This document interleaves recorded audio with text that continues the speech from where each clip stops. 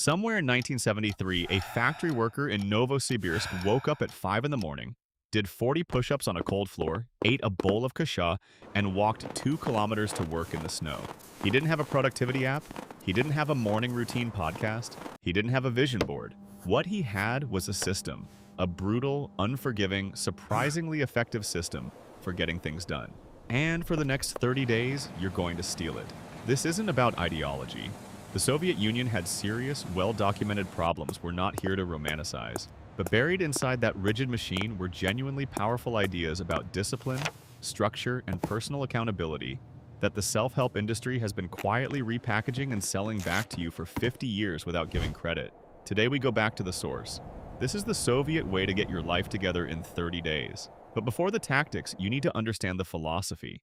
Because if you don't understand the why, the what won't stick. Modern Western self-help almost always starts in the same place. How do you feel? What do you want? What's your passion? What does your ideal life look like? The Soviet system started somewhere else entirely. It started with behavior, not feelings, not intentions, behavior. The principle was simple and it was ruthless. You don't wait until you feel motivated. You behave correctly and the feeling catches up later. Or it doesn't, and you behave correctly anyway. Here's what's interesting.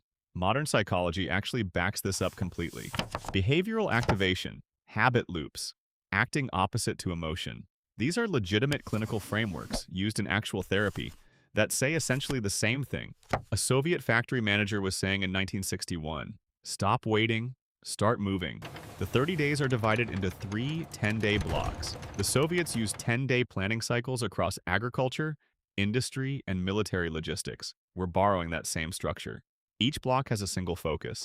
The first is order, the second is output, the third is endurance. They build on each other in sequence, and that sequence is not accidental. And here's the only promise this program makes. By day 30, the goal is not that you feel amazing, the goal is that you function. That's it. Function first. Everything else follows from there.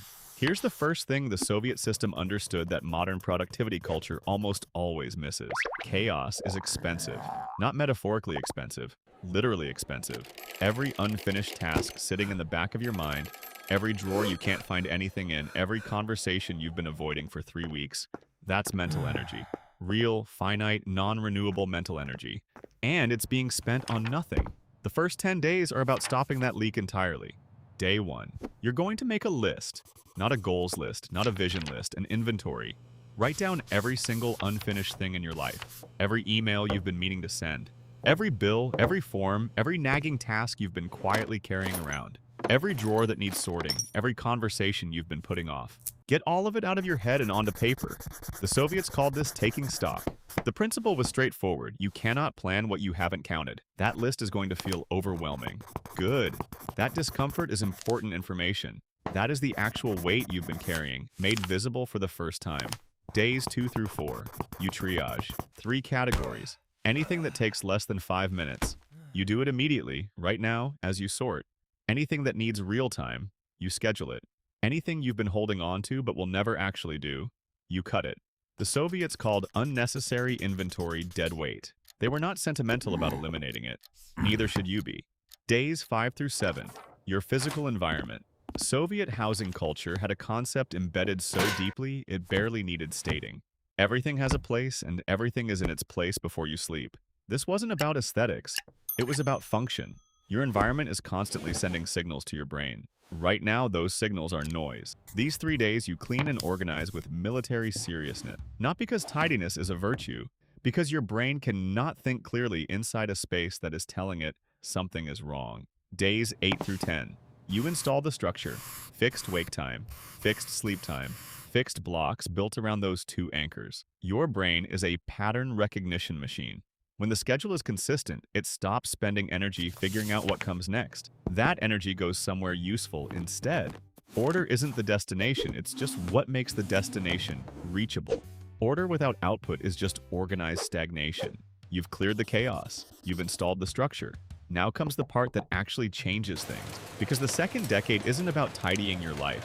It's about producing something with it. The Soviets had a concept called the norm, the standard daily output expected of every worker, every day, regardless of mood, regardless of circumstance, regardless of whether they felt like it. You didn't produce when you were inspired. You produced to the norm. The norm was not a suggestion. It was not a target for good days. It was the floor every single day. And what we're doing in the next 10 days is helping you find your norm and commit to it without negotiation. Day 11. You're going to define your 3 most important output areas, not categories, not values, outputs. The 3 things that, if you produced consistent work in them for the next 20 days, would actually change your life, your job, your fitness, a project you've been circling for months. Pick 3 and only 3. In Soviet planning, resources were allocated to priorities, not spread evenly across everything. Spreading your effort evenly across 10 things is the fastest way to make no meaningful progress anywhere. Days 12 through 14. Each of your 3 areas gets one 90-minute block per day. Phone in another room. Notifications off. Door closed. That's it. 90 minutes of total, undivided work, and then it ends. You do not work on that area outside that block. The constraint is intentional. It trains your brain to take the block seriously because it knows the block is the only chance it gets. Urgency is a resource. The structure creates it for you. Days 15 and 16. Physical output. Mandatory. Daily. Not 3 times a week. Not when you feel like it. Every day. 30 minutes is enough. Because the point isn't the exercise itself. The point is building the identity of someone who does not negotiate with their own body. That identity transfers everywhere. Days 17 through 20. Every evening, you do what Soviet managers called a daily accounting. 3 things: what you produced, where you fell short, what changes tomorrow. This is not a journal. It is not self-therapy. It is an honest operational review, and you are the manager and the worker simultaneously. 4 days of this will show you more about your own patterns than a year of vague intention ever could. You cannot improve what you don't examine. Start examining. Here's the dirty secret of every self-improvement program that has ever existed. The first 2 weeks are the easy part.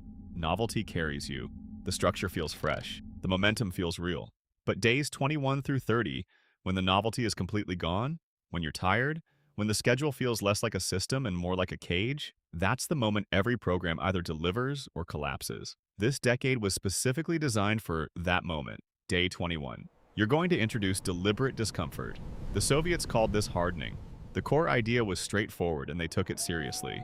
Comfort seeking weakens a person over time.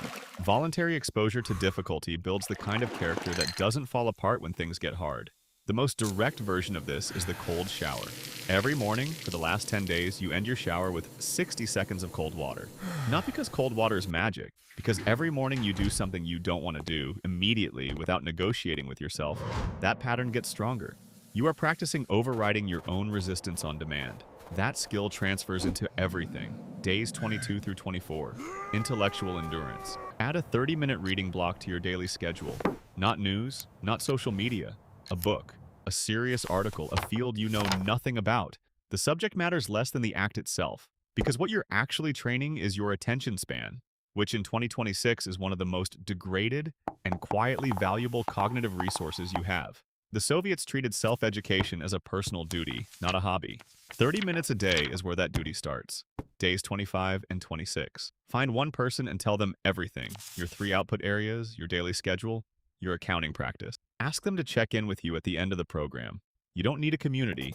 You don't need a coach. You need one person who will ask, did you do it, and actually mean it. Accountability without an audience is just intention. Intention alone has a very poor track record. Days 27 through 29. Consolidation. Go back to the inventory from day 1. What's been cleared? What's shifted? Review your output areas. Adjust what needs adjusting. You are not scrapping the system. You are refining it. A system that gets refined is a system that survives. Day 30. Assessment. No celebration, no self-congratulation, just honest measurement. Where did you produce? Where did you consistently fail? What did you learn about your own patterns, your own resistance, your own capacity? That document is more valuable than anything you will read online about productivity. Because it is the truth about you, written by you, in real time. File it. Keep it. The next cycle starts tomorrow. Here's what the Soviet system understood that most of us keep forgetting. Transformation is not a feeling. It's a behavior, repeated until it becomes identity. The ideology was wrong. The brutality was real. But the operating principle, that humans are capable of far more than they believe, when placed inside a system that refuses to accept excuses, that part was correct. You have 30 days. You have the structure. You have no legitimate reason to wait. The only question is whether you want to use it. Now stop watching and start moving. The norm doesn't meet itself. The first thing, though, is subscribe.